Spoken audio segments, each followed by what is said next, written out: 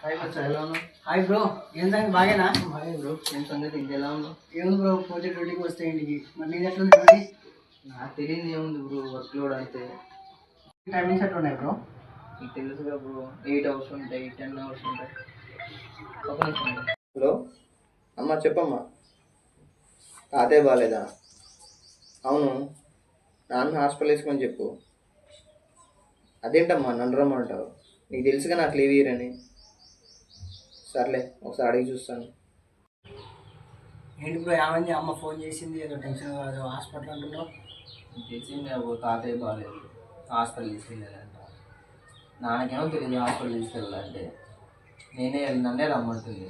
నాకేమో లీవ్ లేరు, ఎలా అని ఆలోచిస్తున్నాను వెళ్ళాలంటే. దీనికి ఎంత వరి అవ్వాల్సిన అవసరం లేదు బ్రో. మన పైన ఉందిగా, నువ్వు హ్యాపీగా ఉండు. అనేది ఒక మంచి బెస్ట్ సర్వీస్ బ్రో.